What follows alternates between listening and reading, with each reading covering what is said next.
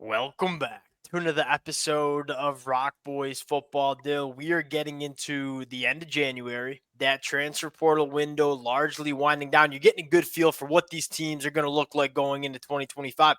This is the time period where I kind of sit and say, hey, who are going to be my teams heading into 2025 that I have a lot of belief in? The Clemson fans who've been rocking with the fellas the last couple of weeks, you already know that Clemson is one of those teams. You talk about ceiling for this Clemson team. You talk about if it all comes together, you make no mistake about it. National championship ceiling for Clemson going into 2025. When you have a quarterback like Cade Klubnik, who's sneaky, is my currently. We just did our top 10 quarterbacks. He's my number one quarterback in the country going into 2025, surrounded by a ton of talent at the wide receiver position. Dill, this team can win it all in 2025. Now, when you're talking ceiling, the conversation now has to go to what needs to happen for Clemson to reach their ceiling and go out and win a national championship. That's what I want to get into over the next couple of minutes. There are 5 talking points that I think need to happen for Clemson from 2024 to 2025 to put themselves in that position. Fired up to get into it. Before we do, and as always, to the Clemson fans, just want to say thank you to you guys.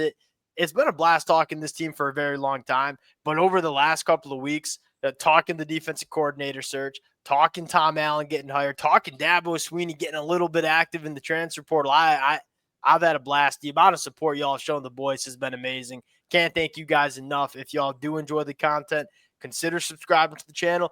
Much more importantly, let it fly. Like, there might be some Clemson fans that are saying, hey, whoa, let's pull the reins back. I'm high on this team. Would love to hear how the Clemson fans are feeling as well.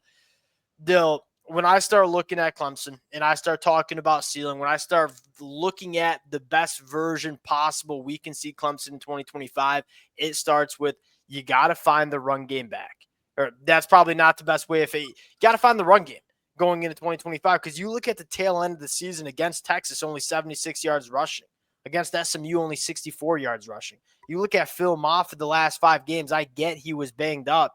17 rushing yards, 14 rushing yards, 66, 28, and 9. The ground game just wasn't there for Clemson towards the back half of the season. Put a lot of pressure on Cade Klubnik. In all fairness, Cade Klubnik stepped up to the plate and was elite for Clemson. Gave them a chance to win that football game against Texas.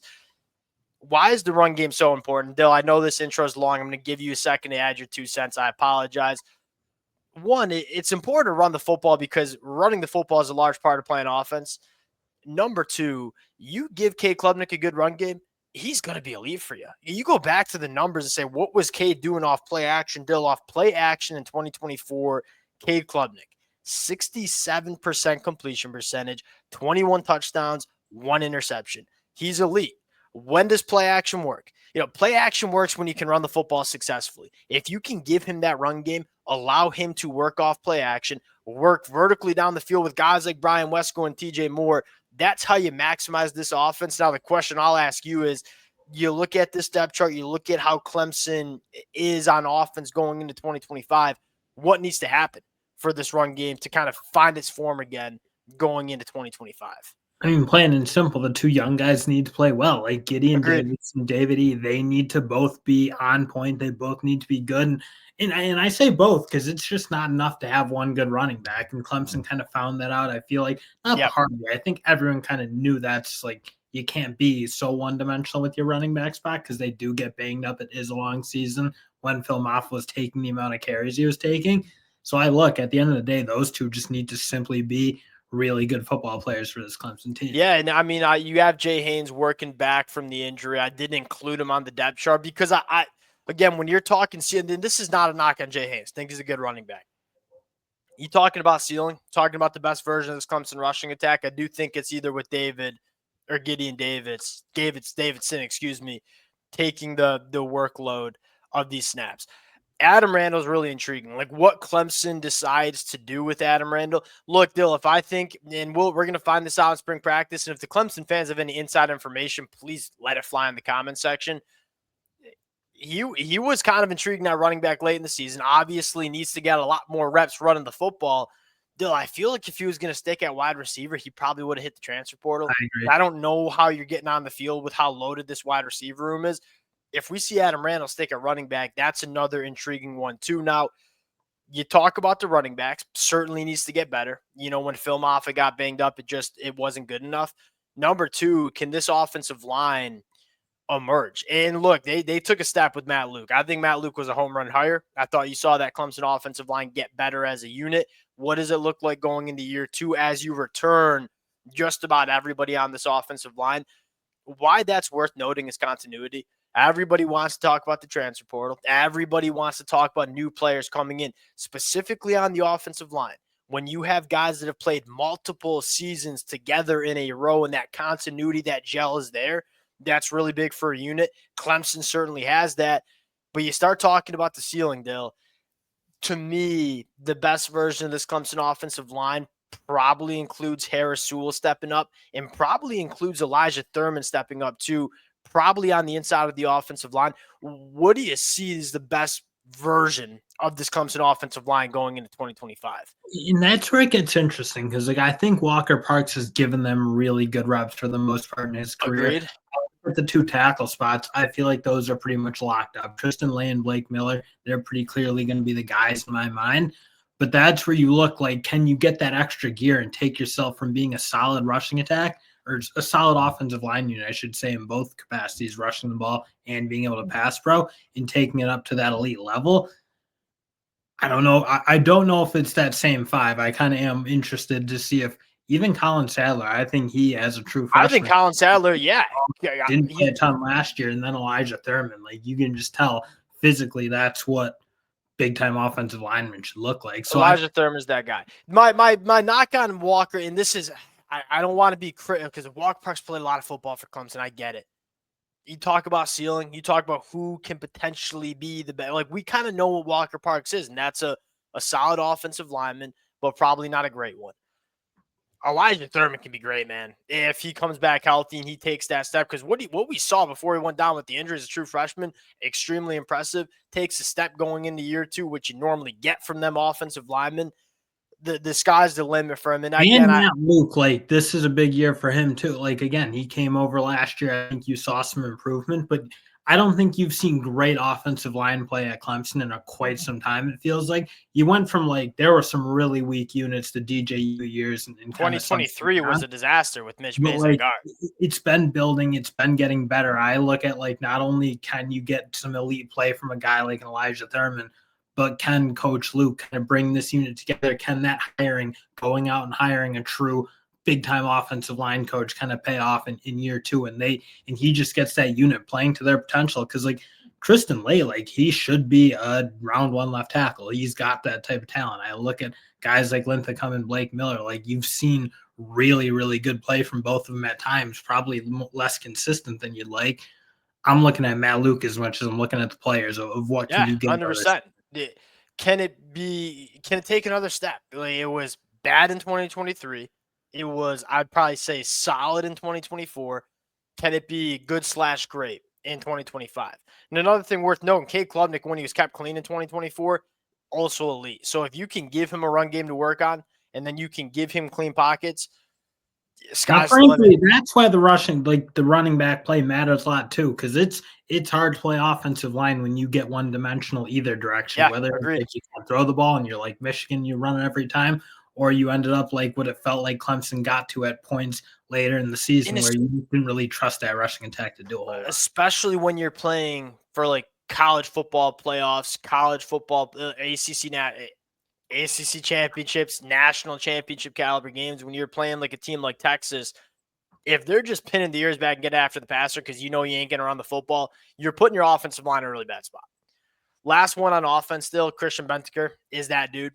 You got to replace Jake Bringstar. And he was so good for Clemson. He was clearly the guy on those third and mediums that, hey, we need a playmaker to go make a play and get open.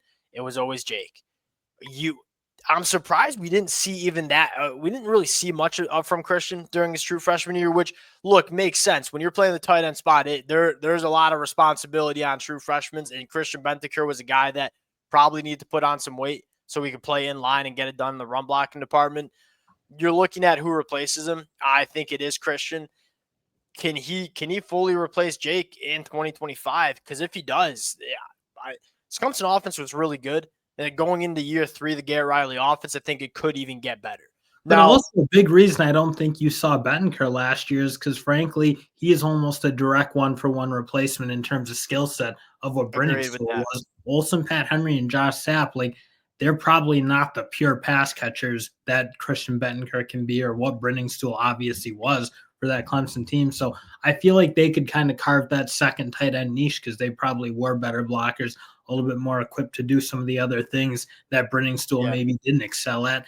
Bettenker, again, I like body type, play style, like skill set, if you will, all kind of remind you more of Brenningstool than either Pat Henry or Josh Sapp. I agree with that. That is fair to say.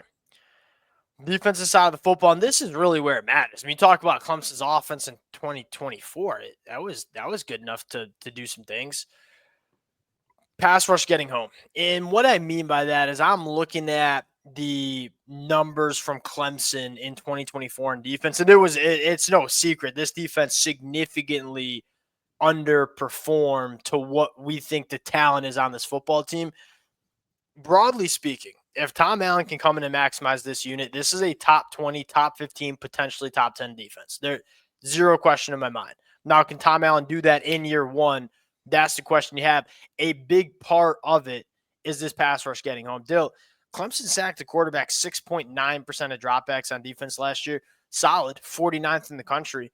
When you're talking about Peter Woods and TJ Parker, you probably want that number to be higher. Yeah, that's not a solid number for how talented that unit was. They should have been much better than that. Agreed. And why I'm saying pass rush needs to get home is that I'm looking at the numbers and saying, and this kind of matches up with what I saw from Clemson. Look, 160 quarterback hurries.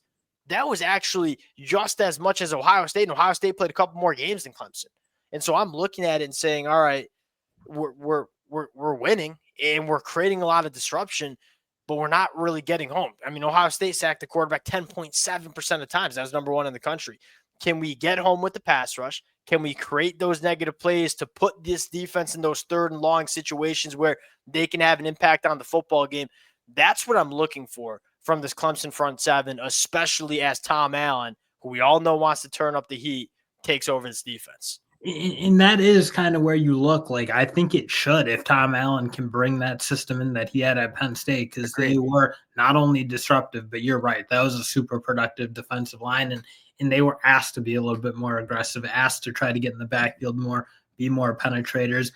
I think it'll do a lot of good for this Clemson team to have a little bit more of that in their game, because at times it did feel he was almost playing a little too safe. Like, yeah, you want to be able to like not give up creases and big runs, but you also need to go get some negative plays. Yeah, it's almost like, all right, yes, it's okay to have a good defense. Can we have a great defense that impacts the game?